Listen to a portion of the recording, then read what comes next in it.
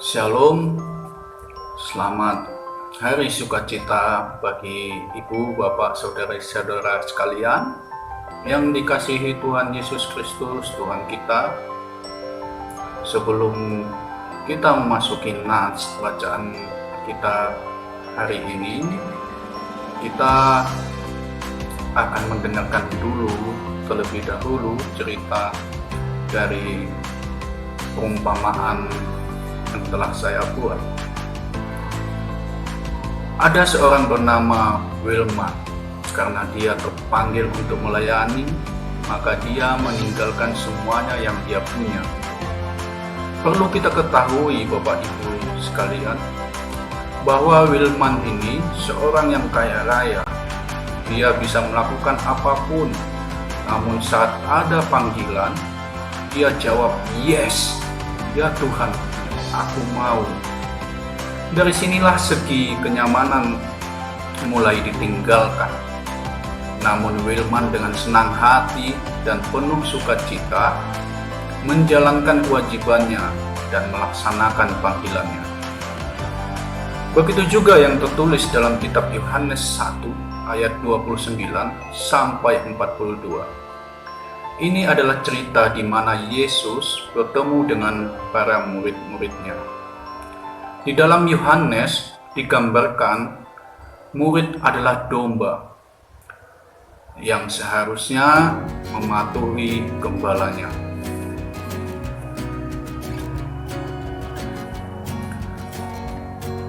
Begitu pula kita di dalam kehidupan, saudara-saudari sekalian, kita perlu pegangan atau tempat bersandar, tempat kita berteduh saat-saat sedih, yaitu Tuhan Yesus Kristus, Sang Juru Selamat.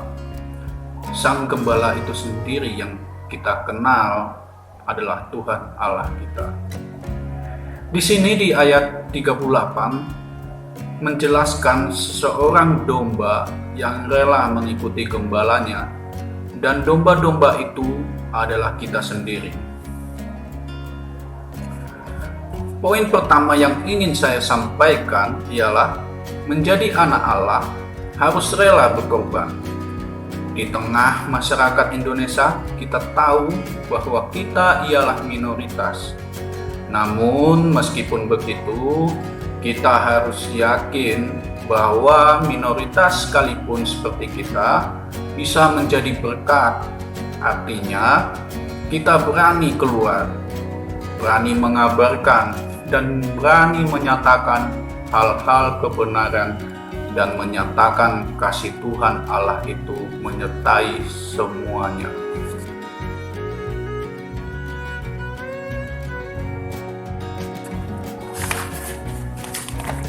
Yang kedua adalah percaya bahwa Dia adalah sumber dari segala sumber hikmat. Dikatakan pada ayat 41, seperti halnya Andreas saat bertemu dengan Simon, ia mengatakan bertemu dengan Mesias Juru Selamat. Jadi di dalam ayat 41 ini, Ibu Bapak Saudara-saudara sekalian, kita dapat mengenal dan dapat mengetahui bagaimana seorang sosok Simon berani dengan lantang menyatakan, "Ya, saya ketemu dengan Mesias."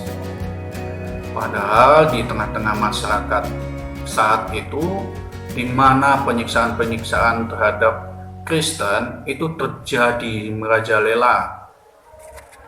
Namun Simon dengan keyakinan dan iman yang teguh, dia mengatakan, "Ya, saya bertemu dengan Mesias."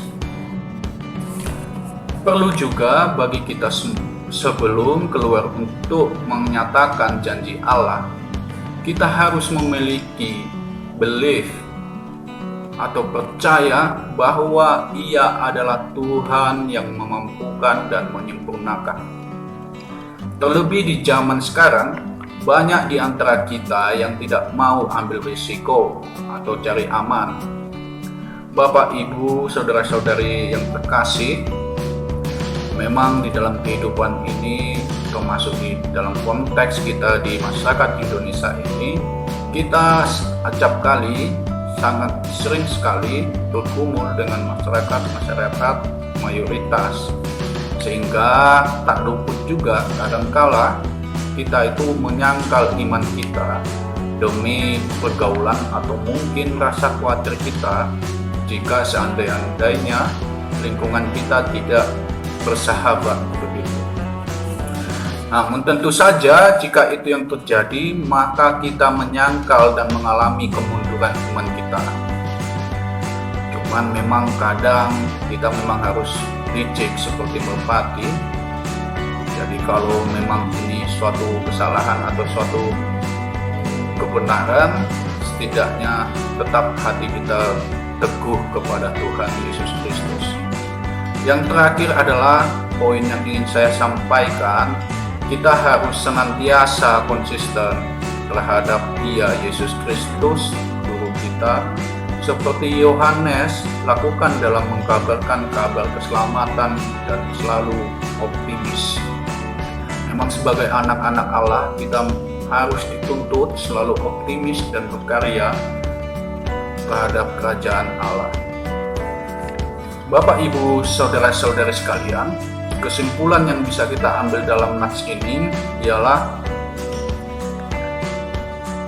kita ini anak Allah yang tunduk dan taat kepada Bapanya, dan kita tidak perlu khawatir sebab Dia adalah Allah yang berkuasa baik di langit dan bumi hingga akhir zaman. Tuhan Yesus memberkati kita. Amin.